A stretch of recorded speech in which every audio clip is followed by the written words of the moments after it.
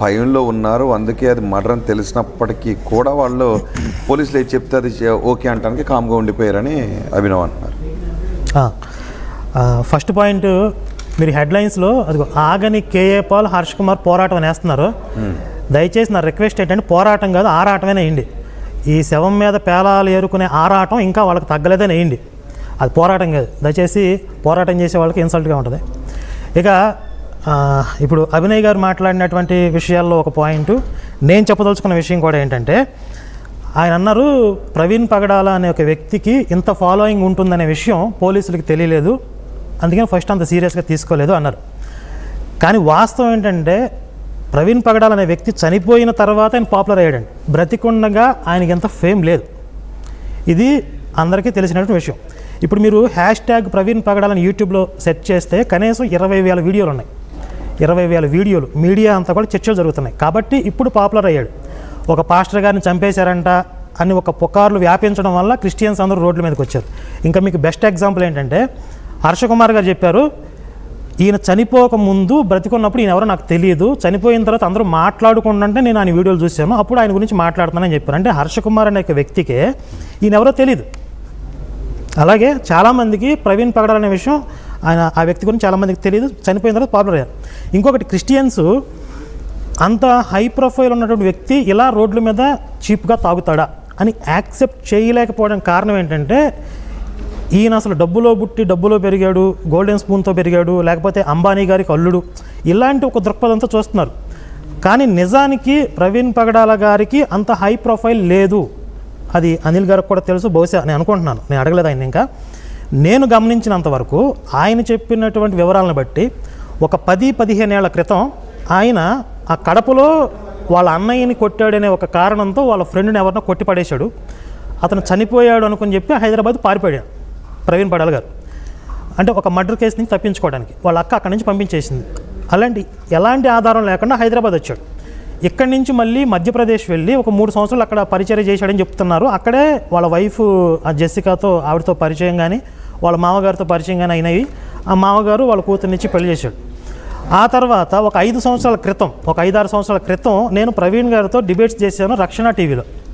ఇప్పుడు ఈయన డబ్బులో పుట్టి డబ్బులో పెరిగి ఒక గోల్డెన్ స్పూన్తో పుట్టి పెరిగిన వాడైతే ఆయనకు ఒక భావజాలం ఉంది, సొంతంగా కొన్ని ఎజెండాలు ఉన్నాయి. ఆయన సొంతంగా ఒక టీవీ ఛానల్ పెట్టలేని స్థితిలో ఉన్నాడా? రక్షణ టీవీలో హోస్ట్గా పనిచేశాడు ఆయన. రక్షణ అనే ఒక ఛానల్ శాటిలైట్ ఛానల్ కూడా కాదు, అది ఒక చిన్న యూట్యూబ్ ఛానల్ కంటే కొంచెం పెద్దదై ఉండొచ్చు. అలాంటి ఛానల్లో తన భావజాలాన్ని చెప్పుకోవడానికి, లేకపోతే తను అనుకున్నటువంటి ప్రోగ్రామ్స్ చేయడానికి ఒక హోస్ట్గా పనిచేశాడు. అక్కడ పనిచేసిన అవసరం ఏంటి? అలాగే ఆయన సొంతంగా ఒక పెద్ద చర్చిలు ఏమైనా ఆర్గనైజ్ చేస్తున్నట్టుగా కూడా లేదు ఎక్కడ. ఏదో కొంతమందికి పిల్లలకి బైబిల్ కోచింగ్ ఇస్తున్నానని అని చెప్పినటువంటి సందర్భాలు ఉన్నాయి. రీసెంట్గా రాజమండ్రిలో ఒక పాస్టర్, జేమ్స్ అనే పాస్టర్ పెట్టిన సెమినార్కి వెళ్ళాడు ఆయన. అలాగే విపి రెడ్డి పెట్టినటువంటి సెమినార్కి వెళ్ళాడు. ఆ విపి రెడ్డి పెట్టినటువంటి సెమినార్కి వెళ్ళినప్పుడు గిఫ్ట్ మనీగా విపి రెడ్డి గారు ఆయనకి అమౌంట్ ట్రాన్స్ఫర్ చేశానని చెప్పారు. ఫస్ట్ ఆయన వద్దని చెప్పారు, అయినా సరే నేను ట్రాన్స్ఫర్ చేశాను, సరే నేను చేస్తున్నటువంటి పరిచయాలు నేను వాడతానని చెప్పి ఆయన చెప్పారని చెప్పి విపి రెడ్డి గారు ఆ స్క్రీన్ షాట్లు కూడా చూపించారు. అంటే ఈయన ఒక సెమినార్కి వెళ్తే అక్కడ గిఫ్ట్ మనీ కూడా తీసుకునే స్థితిలో ఈయన ఉన్నాడు. కానీ క్రిస్టియన్స్ ఏంటి, ఈయన పెద్ద హై ప్రొఫైల్ అంట, ఈయన కంపెనీలు ఉన్నాయంట, అలాంటి వ్యక్తి తాగుతూ రోడ్ల మీద వెళ్తాడా? అది కాదండి. చనిపోకముందు ఆయన పరిస్థితి వేరే, వీళ్ళు ఊహించుకుంటుంది వేరే.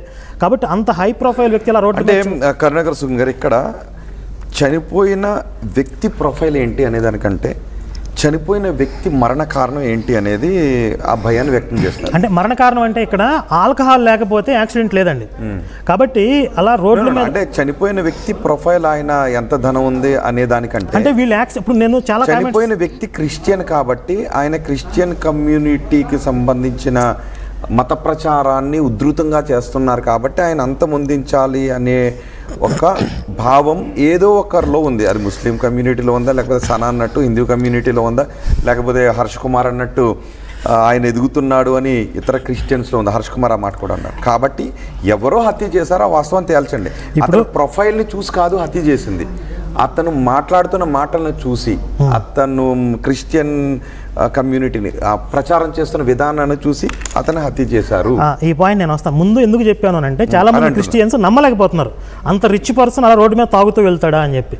ఏమైనా ముందు నుంచి ఉన్నటువంటి అలవాట్లేమో అవన్నీ తెలియదు. ఇప్పుడు మీరు ఓళ్ళలేకపోతే 10-15 కోట్ల ఆస్తులు అటువంటి రైతులు కూడా పొలాల్లో పనిచేసుకుంటారు. అంత మాత్రం పొలాల్లో పనిచేస్తున్నారు కాబట్టి ఈయన వెనకాల ఇన్ని ఆస్తులు ఉంటాయా, ఇన్ని ఆస్తులు ఉన్న వ్యక్తి ఇలా పనిచేస్తా అనకూడదు. ఇప్పుడు ఆయన ఒకవేళ కొంత రిచ్ అయితే అయి ఉండొచ్చు, అలాగే ఆయన కొన్ని వ్యక్తిగత అలవాట్లు కూడా ఉండొచ్చు.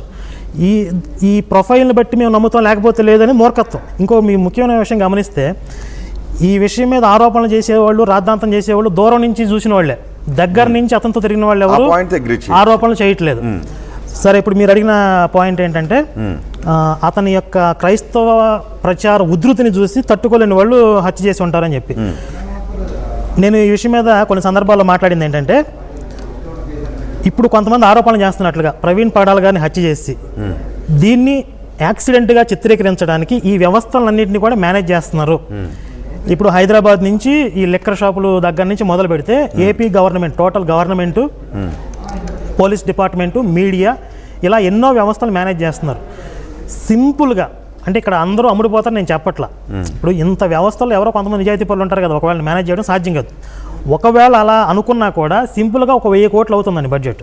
మొత్తం హైదరాబాద్ నుంచి వైన్ షాపులు, 100 మంది సాక్షులు, సీసీటీవీ ఫుటేజ్లు, ఏపీ గవర్నమెంటు, పోలీస్ డిపార్ట్మెంటు, ఇంతమందిని మీరు మేనేజ్ చేయాలి, కనీసం 1,000 కోట్ల బడ్జెట్ అవుతుంది. ఇప్పుడు మా శివశక్తి ఛానల్ ద్వారా ఎంతవరకు జరుగుతుందో, మాలాంటి హిందూ సంస్థలు ఎలా పనిచేస్తున్నాయో చాలామందికి తెలుసు. మాకు వచ్చే అరాకొరా డొనేషన్స్తో మేము చాలా గర్వాప్సీలు చేసాం, ఎంతోమంది పాస్టర్లను ధీటుగా ఎదుర్కొన్నాం. 1,000 కోట్ల బడ్జెట్ పెట్టేవాళ్ళు ఎవరన్నా అంటే క్రిస్టియానిటీని ఎదుర్కోవాలి అనే ఒక కారణంతో 1000 కోట్లు బడ్జెట్ పెట్టేవాళ్ళు ఉంటే ఒక పాస్టర్ మీద ఇన్వెస్ట్ చేయండి. అంటే క్రిస్టియానిటీని ఎదుర్కోవాలి అని కాదు, క్రిస్టియన్స్లో భయాందోళన సృష్టించాలి అనే ఒక ఉద్దేశంతో పనిచేశారు. అందుకే ఇక్కడ మిగిలిన పాస్టర్స్ అందరూ ఒక్క నిమిషం వస్తాను.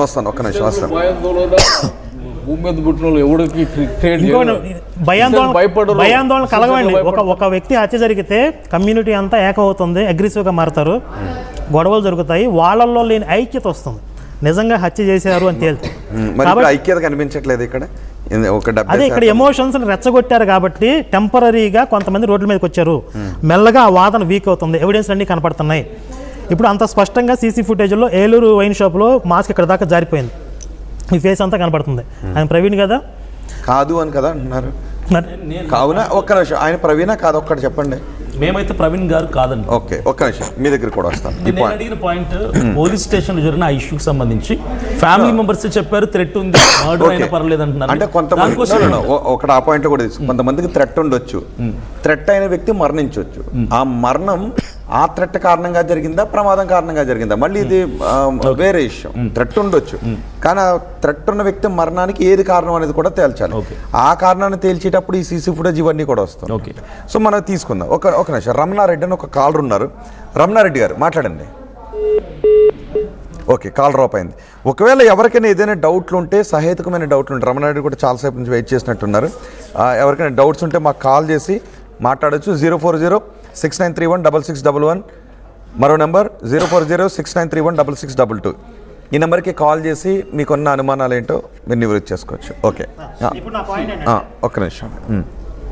ఫేస్ రివీల్ అవ్వలేదు, ఎక్కడ మాస్క్ తీయలేదు అన్నారు. నిన్న పోలీసులు రిలీజ్ చేసినటువంటి సీసీటీవీ ఫుటేజ్లో గొల్లపూడి పెట్రోల్ బంకులో మాస్క్ తీసేశారు. ఓన్లీ హెల్మెట్ మాత్రమే ఉంది, మాస్క్ మొత్తం తీసేశారు. ఫేస్ సైడ్ ప్రొఫైల్లో రివీల్ అయింది. అది ప్రవీణ్ కాదా?